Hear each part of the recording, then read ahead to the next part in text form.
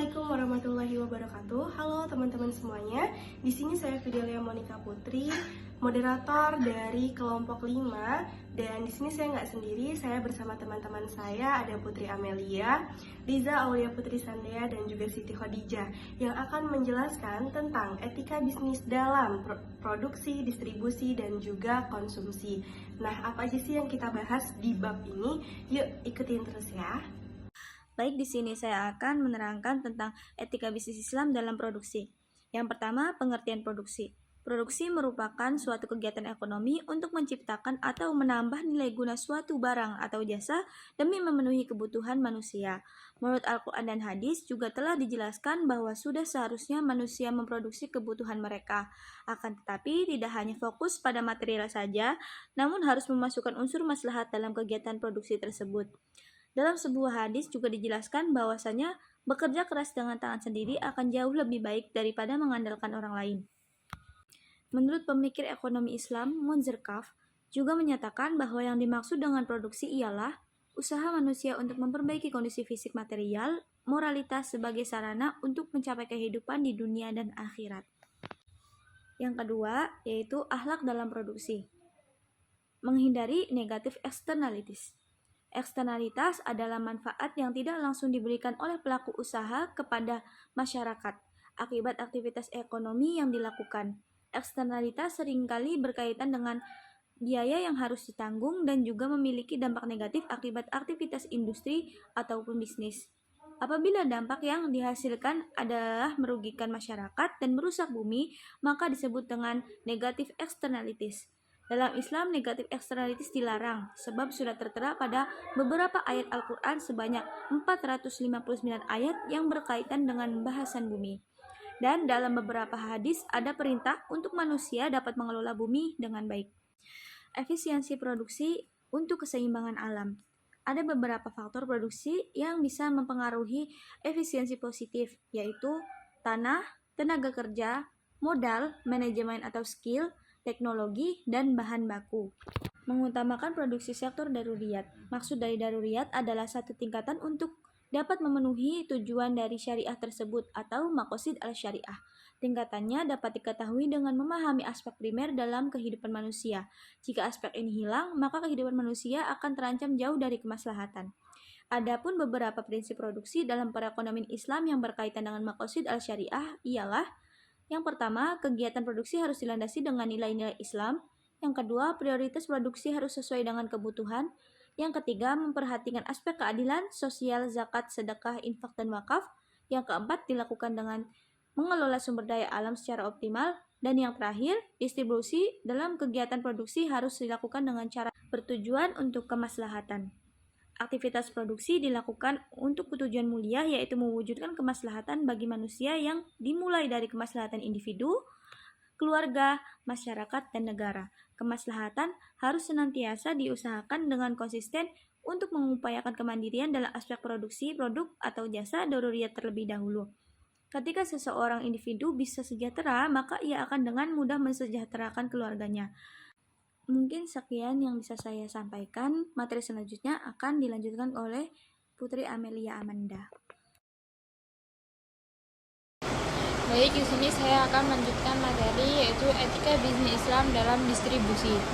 Distribusi merupakan satu hal yang penting bagi penegakan kesejahteraan masyarakat. Ajaran-ajaran dalam Al-Quran dan hadis menjelaskan secara rinci terkait distribusi kekayaan dan distribusi pendapatan, sehingga harta tidak akan terkonsentrasi di sebagian kecil kelompok manusia saja. Maksud dari distribusi itu adalah kekayaan, adalah upaya pendistribusian harta di skala rumah tangga dengan cara yang telah dijelaskan dalam syariah yang mewajibkan bagi setiap muslim, misalnya pembayaran zakat, pemberian nafkah dari suami ke istri atau orang tua ke anak, pembagian aris dan lain sebagainya. Adapun pendistribusian yang tidak wajib itu seperti infak, wakaf, kurban, idhah dan lain sebagainya. Sedangkan distribusi pendapatan adalah salah satu cara untuk mendistribusikan harta kepada pihak lain agar harta tidak hanya dimiliki oleh segelintir orang saja. Ketika seseorang berbisnis melakukan produksi atau jasa, barang atau jasa, maka distribusi pendapatan bisa dimunculkan melalui faktor-faktor produksi. Distribusi pendapatan melalui faktor-faktor produksi merupakan sebuah usaha untuk mengupayakan kesejahteraan dari masing-masing yang terlibat dalam faktor produksi tersebut. Seorang karya tenaga, sebuah perusahaan sejatinya harus sejahtera, yang mana salah satu dari indikator kesejahteraan tersebut adalah tercukupnya kebutuhan dalam hidupnya.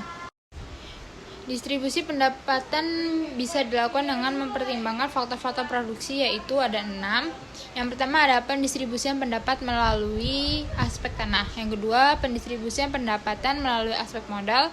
Yang ketiga ada pendistribusian pendapatan melalui aspek tenaga, pendapatan melalui aspek skill manajemen.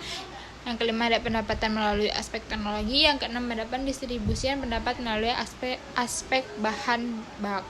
Oke, sekian materi dari saya. Assalamualaikum warahmatullahi wabarakatuh. Perkenalkan, nama saya Liza Ulia Putri Sandya, NPM 2151030055. Di sini saya akan memaparkan materi mengenai etika bisnis Islam dalam berkonsumsi. Jika kita berbicara tentang konsumsi, sudah pasti itu berhubungan dengan adanya kebutuhan dan keinginan. Di sini terdapat pemisahan antara konsep kebutuhan dan keinginan. Kebutuhan dan keinginan itu adalah dua hal yang berbeda. Jika kebutuhan itu adalah sesuatu yang dibutuhkan manusia dalam mempertahankan kehidupannya atau hajat, dan ia juga akan bisa terhindar dari kegiatan konsumsi yang mubazir atau berlebih-lebihan dan israf atau melampaui batas. Jadi jika kebutuhan itu adalah merupakan hal yang wajib bagi manusia. Sedangkan keinginan merupakan segala sesuatu yang mengutamakan kepuasan. Keinginan ini juga diperbolehkan jika kebutuhan manusia sudah terpenuhi. Jadi keinginan ini adalah yang tidak wajib. Nomor 2, selanjutnya itu ada maslahah sebagai motif dalam berkonsumsi. Jadi dalam Islam tujuan berkonsumsi itu adalah untuk mencapai maslahahnya, untuk mencapai keberkahan, bukan untuk mencari kepuasan demi dirinya sendiri. Selanjutnya pada poin ketiga, ini ada alokasi kebutuhan untuk konsumsi, saving, dan investasi dunia dan akhirat. Nah, di sini terdapat dua pintu, yaitu pemasukan dan pengeluaran. Pintu pemasukan ini ada dua, yaitu kualitas dan kuantitas. Pintu pemasukan kualitas itu adalah rezeki yang didapat haruslah yang berkualitas halal dan thayyib. Jadi dalam mencari rezeki itu harus halal, nggak boleh yang dilarang dalam Islam. Nah, pintu kedua itu ada pintu kuantitas, yang mana Islam memotivasi umatnya untuk mencari rezeki yang sebanyak-banyaknya, karena rezeki merupakan sarana dari kebaikan. Selanjutnya pada pintu pengeluaran terdapat juga dua, yaitu kualitas dan kuantitas. Pintu pengeluaran kualitas itu adalah pengeluaran yang dikeluarkan itu haruslah untuk produk-produk yang halal, jadi nggak boleh yang dilarang dalam Islam. Pintu pengeluaran yang kedua juga yaitu kuantitas. Di sini disebutkan bahwa pengeluaran haruslah dibatasi. Jadi nggak boleh mengeluarkan rezeki untuk hal-hal yang mubazir, yang berlebih-lebihan. Pintu pengeluaran ini juga terdapat dua, yaitu tidak wajib dan wajib. Pintu pengeluaran wajib itu adalah pengeluaran yang wajib untuk dikeluarkan gitu, seperti nafkah dan zakat. Sedangkan pintu pengeluaran tidak wajib ini adalah pengeluaran yang tidak wajib untuk dikeluarkan, seperti simpanan dan investasi untuk jangka panjang. Selanjutnya pada poin terakhir ada konsumsi untuk akhirat. Nah, konsumsi ini dapat berupa zakat, infak, sedekah, dan wakaf. Zakat merupakan pensuci bagi orang yang mengeluarkannya dan dapat menumbuhkan pahala. Jadi jika seseorang telah mengeluarkan zakat, maka dapat dikatakan bahwa orang tersebut telah menyucikan dirinya. Poin ke B, itu ada infak yang berasal dari kata anfaqah yang berarti mengeluarkan suatu harta untuk suatu kepentingan. Jadi infak ini dikeluarkan bagi siapa saja, baik istri, orang tua, anak yatim, dan lain sebagainya. Infak ini juga bisa dikeluarkan oleh siapa saja, baik yang kaya, miskin, berpendapatan tinggi, ataupun berpendapatan rendah. Poin ke C itu ada sedekah atau sodakoh yang bersifat sukarela dan tidak terikat pada syarat-syarat tertentu. dalam pengeluarannya, baik mengenai jumlah, waktu, dan kadarnya.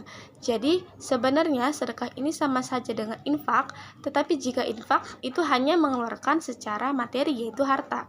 Sedangkan sedekah itu bisa apa saja, baik membaca tasbih, membaca takbir, tahmid, tahlil, bisa juga makanan, minuman, dan lain sebagainya. Poin terakhir D, yaitu wakaf, yang secara arti bahasa merupakan menghentikan atau menahan. Jadi menurut istilah, wakaf ini merupakan menahan harta yang mungkin diambil manfaatnya tanpa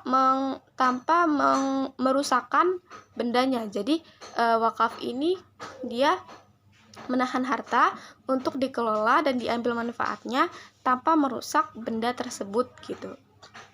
Cukup sekian, terima kasih. Baiklah, untuk selanjutnya produksi, konsumsi, dan distribusi produk ataupun jasa yang halal dan thayyib. Jadi di Indonesia ini sejak tahun 2019 hingga saat ini sedang menggencarkan bahwasannya setiap produk ataupun jasa itu harus bersertifikasi halal. Nah, ada beberapa klaster nih di Indonesia yang sudah terverifikasi halal. Yang pertama itu ada produk jasa makanan dan minuman. Karena perlu kita ketahui teman-teman bahwasannya dalam mengkonsumsi makanan ataupun minuman itu ya yang harus sudah bersertifikasi halal, terutama demi kesehatan kita, dan makanan halal itu sangat dianjurkan dalam Islam.